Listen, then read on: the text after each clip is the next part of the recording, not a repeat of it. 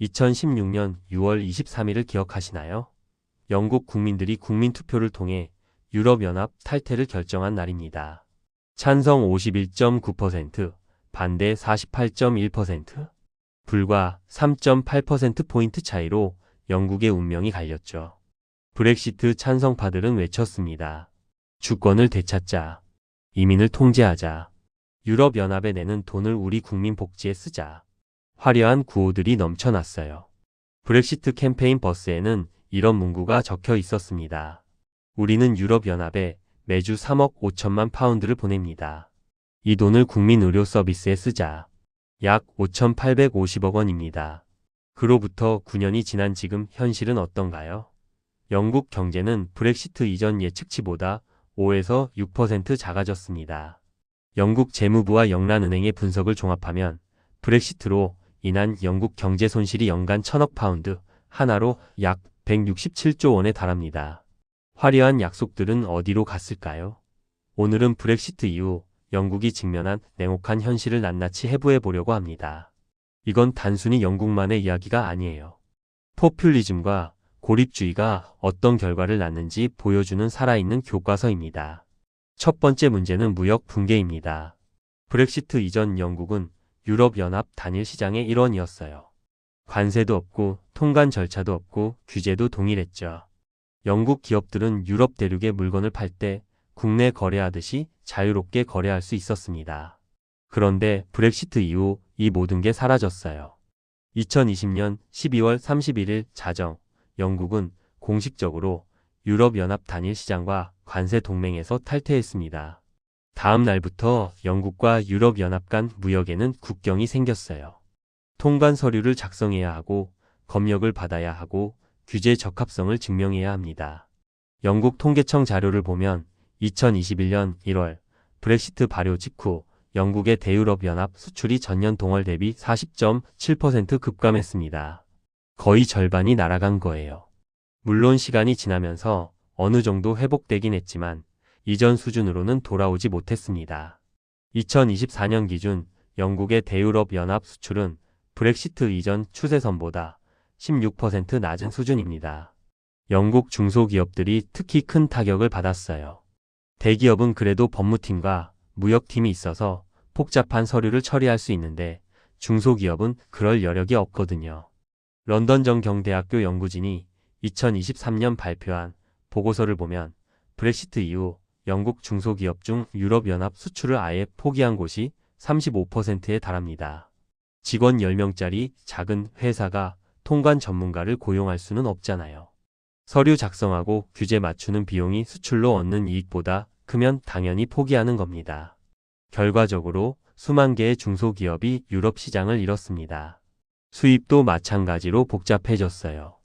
유럽에서 물건을 사올 때 예전에는 그냥 주문하면 됐는데 이제는 통관 절차를 밟아야 합니다. 시간도 오래 걸리고 비용도 추가돼요. 영국 제조업체들은 유럽 부품 공급업체와의 거래가 어려워지면서 공급망을 재편해야 했습니다. 이 과정에서 엄청난 비용과 시간이 소모됐죠. 특히 식품 산업이 직격탄을 맞았습니다. 영국은 식품의 상당 부분을 유럽에서 수입해요. 신선식품은 빠르게 통관돼야 하는데 브렉시트 이후 국경에서 검역과 검사가 추가되면서 지연이 발생했습니다. 2021년 초 도버 항구에는 트럭들이 수십 킬로미터씩 줄을 섰어요. 신선 야채와 과일이 트럭 안에서 상하는 일이 비일비재했죠. 영국 식품음료협회 조사에 따르면 브렉시트 이후 식품 수입 비용이 평균 20% 증가했습니다. 두 번째 문제는 노동력 부족입니다. 브렉시트 캠페인의 핵심 공약 중 하나가 이민 통제였죠. 동유럽에서 몰려오는 이민자들이 영국인 일자리를 빼앗고 있다. 이민을 줄여야 한다. 이런 주장이 먹혔어요. 실제로 브렉시트 이전 영국에는 약 300만 명의 유럽연합 출신 노동자가 있었습니다. 이들은 자유롭게 영국에 와서 일할 수 있었거든요. 그런데 브렉시트 이후 이 자유가 사라졌습니다. 유럽연합 시민들도 이제 비자를 받아야 영국에서 일할 수 있어요. 절차가 복잡하고 비용도 들고 불확실성도 큽니다. 그러자 많은 유럽연합 노동자들이 영국을 떠났습니다. 2021년 한 해 동안에만 약 50만 명의 유럽연합 출신 노동자가 영국을 떠난 것으로 추정됩니다. 문제는 이들이 주로 영국인들이 기피하는 직종에서 일했다는 겁니다. 농업, 식품 가공, 물류, 건설, 요식업, 요양 서비스 이런 분야에서 일할 영국인을 구하기가 어려워요. 임금이 낮고 노동 강도가 세거든요. 그래서 유럽연합 노동자들이 그 빈자리를 채우고 있었는데 이들이 떠나자 심각한 노동력 부족이 발생했습니다. 영국 도로운송협회 자료를 보면 2021년 말 기준 트럭 운전사가 10만 명 부족했습니다. 그 결과 물류 대란이 벌어졌어요. 주유소에 기름이 없고 슈퍼마켓 선반이 비고 크리스마스 선물 배송이 지연됐습니다. 2021년 9월 영국 전역의 주유소에서 휘발유 품귀 현상이 벌어져서 국민들이 패닉에 빠졌던 것 기억하시죠? 기름이 부족한 게 아니라 그걸 나르는 운전사가 없었던 겁니다. 농업도 위기에 빠졌습니다. 영국 농장들은 계절 노동자를 유럽에서 데려왔는데 브렉시트 이후 이게 어려워졌어요. 2021년 여름 영국 농가에서는 딸기와 채소가 밭에서 썩어갔습니다. 수확할 사람이 없었거든요. 영국 국민농민연합은 2022년 약 5억 파운드, 약 8,350억 원 상당의 농작물이 수확되지 못하고 폐기됐다고 발표했습니다. 요양 서비스 분야도 심각합니다. 영국의 노인 요양시설과 재택 간호 서비스는 유럽연합 출신 간호사와 요양보호사에 크게 의존했어요. 이들이 떠나자 요양 인력이 부족해졌고 서비스 질이 떨어졌습니다. 영국 요양협회 조사에 따르면 2023년 기준 요양 인력 공석이 15만 건을 넘어섰습니다. 노인 인구는 늘어나는데 돌볼 사람이 없는 거죠. 정부는 임금을 올리면 영국인들이 이런 일자리를 채울 거라고 생각했습니다. 하지만 현실은 그렇지 않았어요. 임금이 조금 오른다고 해서 사람들이 갑자기 트럭 운전사나 요양보호사가 되지는 않거든요. 결국 많은 산업이 만성적인 인력난에 시달리고 있습니다. 세 번째 문제는 물가 상승입니다. 무역 비용이 오르고 노동력이 부족하고 파운드와 가치가 떨어지면서 영국 물가가 급등했습니다. 브렉시트 국민투표 직후인 2016년 6월 파운드화는 달러 대비 10% 이상 폭락했어요. 환율이 떨어지면 수입 물가가 오릅니다. 영국은 식품, 에너지, 공산품을 대량으로 수입하는 나라거든요. 런던 정경대학교 연구진이 2024년 발표한 분석을 보면 브렉시트로 인한 무역 비용 증가와 파운드와 약세가 영국 소비자 물가를 평균 6% 끌어올렸다고 합니다. 평범한 가정의 연간 생활비가 약 250만 원 정도 추가로 든다는 얘기죠. 특히 식료품 가격이 많이 올랐습니다. 영국 슈퍼마켓 체인들이 발표한 자료를 보면 2022년에서 2023년 사이 식료품 가격이 평균 17% 상승했어요. 통관 절차와 검역이 추가되면서 식품 공급 업체들의 비용이 늘었고 그 비용이 소비자 가격에 반영된 겁니다.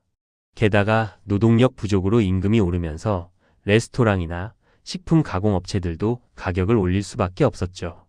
결과적으로 영국 서민들의 장바구니 부담이 크게 늘었습니다. 에너지 가격도 문제입니다. 영국은 천연가스 상당 부분을 유럽에서 수입해요. 브렉시트로 에너지 시장 통합에서 벗어나면서 가격 협상력이 약해졌고 에너지 비용이 상승했습니다.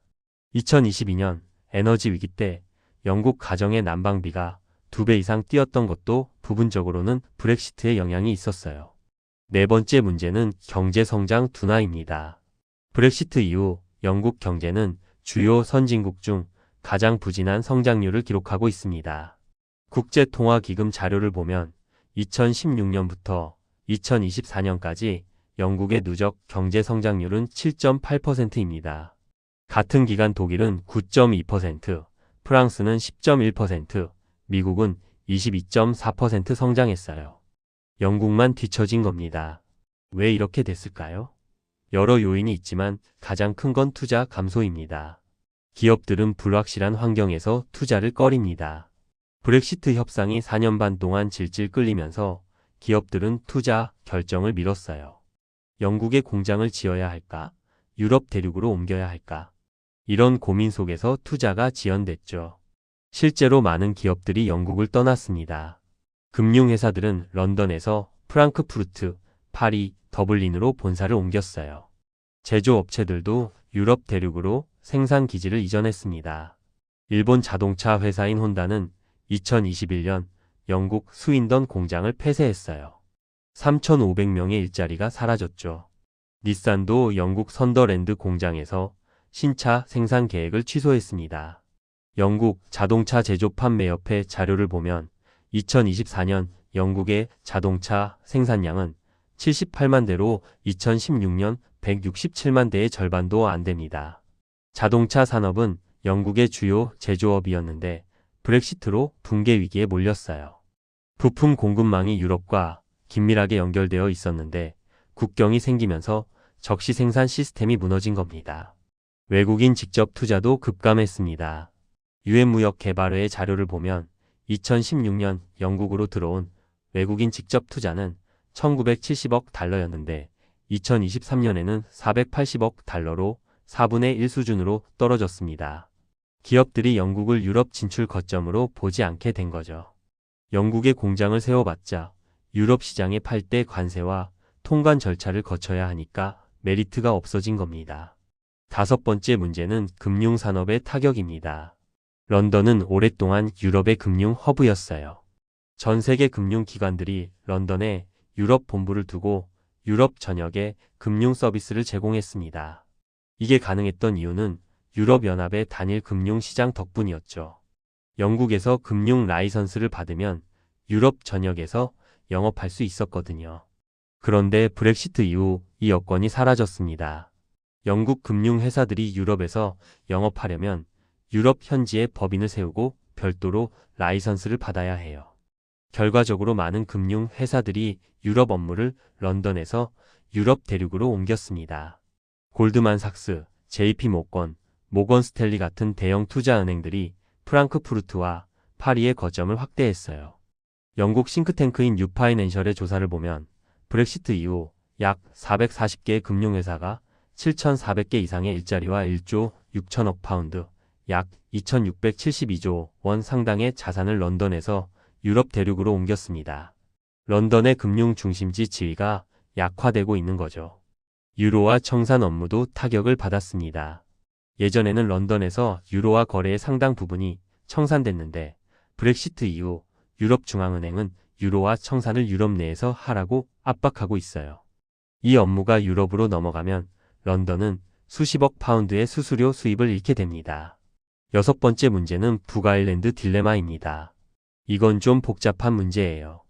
영국은 잉글랜드, 스코틀랜드, 웨일스, 북아일랜드로 구성되어 있는데 북아일랜드는 아일랜드 섬의 북쪽에 있습니다. 바로 옆에 아일랜드 공화국이 있고 이 나라는 유럽연합 회원국이에요. 1998년 평화협정 이후 북아일랜드와 아일랜드 공화국 사이의 국경은 사실상 없어졌습니다. 자유롭게 왕래할 수 있었죠. 그런데 브렉시트 이후 문제가 생겼어요. 영국이 유럽연합을 떠나면 이론적으로는 북아일랜드와 아일랜드 공화국 사이에 국경이 생겨야 합니다. 하지만 국경을 다시 세우면 평화협정이 깨지고 분쟁이 재발할 위험이 있었죠. 그래서 타협안으로 북아일랜드 의정서라는 게 만들어졌습니다. 이 의정서에 따르면 북아일랜드는 명목상 영국이지만 일부 유럽연합 규제를 따르고 영국 본토에서 북아일랜드로 가는 물품은 검사를 받아야 합니다. 쉽게 말해서 영국 안에 국경이 생긴 거예요. 잉글랜드에서 북아일랜드로 소시지를 보내려면 검역을 받아야 한다는 황당한 상황이 벌어졌습니다. 이걸 소시지 전쟁이라고 부르기도 했어요. 북아일랜드 사업가들은 혼란에 빠졌습니다. 영국 본토와 거래할 때는 한 방식, 아일랜드 공화국과 거래할 때는 다른 방식을 써야 하니까요. 비용도 늘고 행정도 복잡해졌죠. 북아일랜드 상공회의소 조사에 따르면 북아일랜드 기업의 65%가 브렉시트 이후 영국 본토와의 거래에서 어려움을 겪고 있다고 답했습니다. 정치적으로도 불안정해졌어요.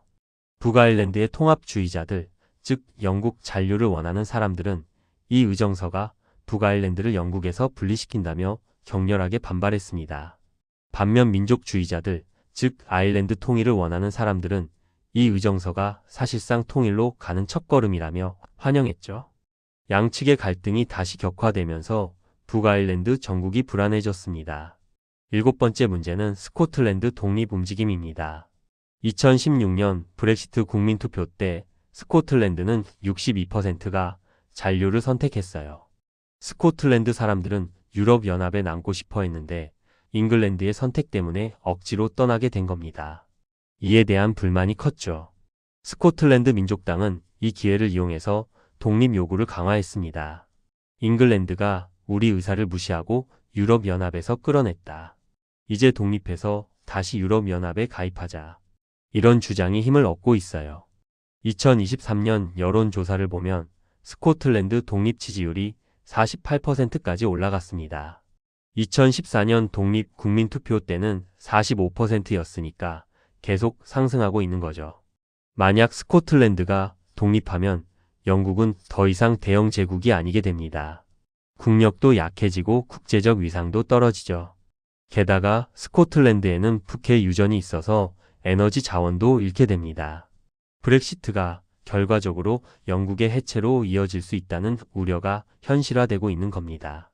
8번째 문제는 과학 연구 협력에서의 고립입니다. 영국은 유럽연합의 공동 연구 프로그램인 호라이즌 유럽에 참여하지 못하게 됐어요.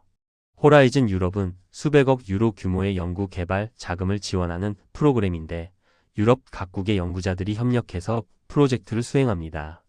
영국 대학들과 연구소들은 이 프로그램에서 많은 자금을 받아왔는데 브렉시트 이후 접근이 제한됐습니다. 물론 영국 정부가 대체 프로그램을 만들긴 했지만 규모도 작고 국제협력 네트워크도 약해요. 결과적으로 영국의 과학 연구 경쟁력이 약화될 위험이 있습니다. 네이처와 사이언스 같은 과학 저널들은 브렉시트가 영국 과학에 장기적으로 부정적 영향을 미칠 것이라고 경고했어요. 우수한 연구 인력도 빠져나가고 있습니다. 유럽 대륙 출신 과학자들이 비자 문제와 연구 자금 문제 때문에 영국을 떠나고 있거든요. 옥스퍼드 대학교와 케임브리지 대학교 같은 명문대들도 유럽 연구자 유치에 어려움을 겪고 있습니다. 9번째 문제는 약속의 불이행입니다. 브렉시트 찬성파들이 내걸었던 화려한 공약들 기억하시죠? 유럽연합에 내던 돈을 국민 의료 서비스에 쓴다. 이민을 줄여서 영국인 일자리를 지킨다. 유럽연합 규제에서 벗어나 더 자유로운 경제를 만든다. 이런 약속들이 지켜졌을까요? 먼저 국민 의료 서비스 예산부터 볼까요? 브렉시트 캠페인 버스에 적혀있던 주당 3억 5천만 파운드. 이 돈이 정말 의료 서비스로 갔을까요? 영국 통계청이 공식적으로 밝혔듯이 그 숫자 자체가 과장이었습니다. 실제로 영국이 유럽연합에 낸 순 기여금은 그것보다 훨씬 적었어요. 게다가 브렉시트로 경제가 타격을 받으면서 세수가 줄었고 결과적으로 의료 서비스 예산은 약속대로 늘지 않았습니다. 오히려 국민 의료 서비스는 더 어려워졌어요. 유럽연합 출신 의사와 간호사들이 떠나면서 인력 부족이 심화됐거든요. 2024년 기준 영국 국민 의료 서비스의 대기 명단은 역대 최고 수준입니다. 수술을 받으려면 몇 달씩 기다려야 하고 응급실은 항상 10,000원이에요. 이민 문제는 어떤가요?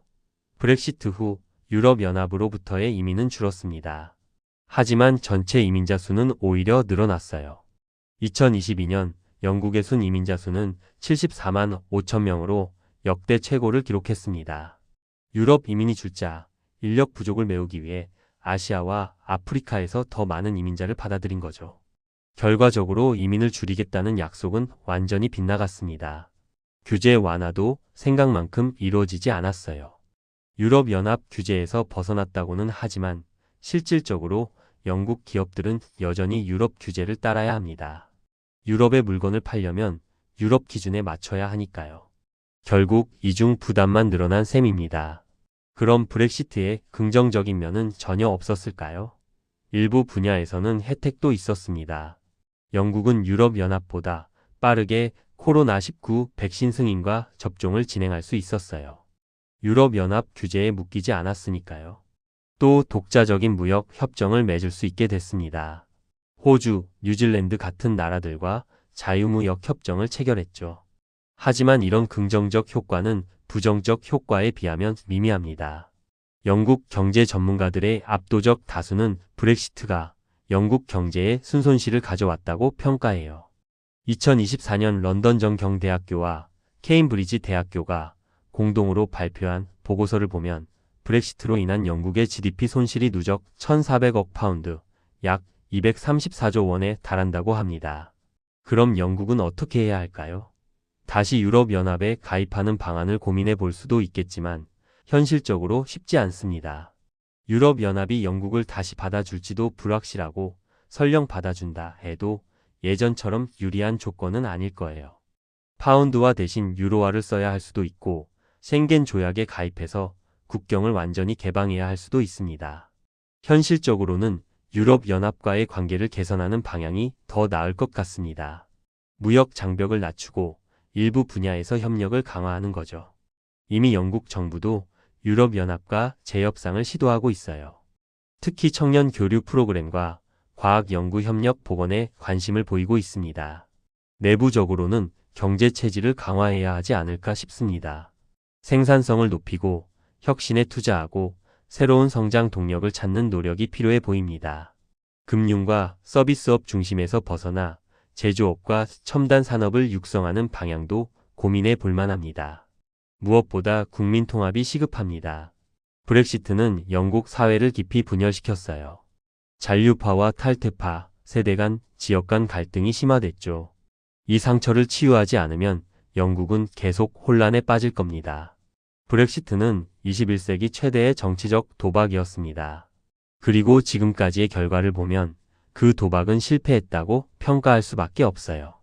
경제는 둔화됐고 무역은 줄었고 물가는 올랐고 국가는 분열됐습니다.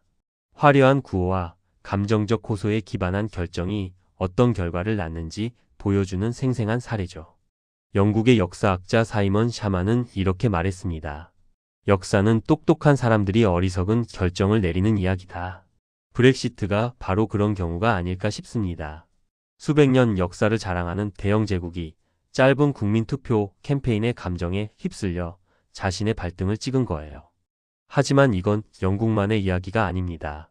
전 세계 곳곳에서 포퓰리즘과 고립주의가 고개를 들고 있어요. 우리끼리만 잘 살자, 외부인을 막자, 국제협력은 손해다. 이런 주장들이 힘을 얻고 있죠. 브렉시트는 그런 주장이 얼마나 위험한지 보여주는 경고입니다. 통합된 세계 경제에서 고립을 선택하면 어떤 대가를 치르는지 우리는 영국을 통해 목격하고 있습니다. 이 교훈을 잊지 말아야 하지 않을까 합니다. 감정이 아닌 이성으로, 구호가 아닌 현실로, 단기적 이익이 아닌 장기적 비전으로 결정해야 한다는 교훈 말입니다.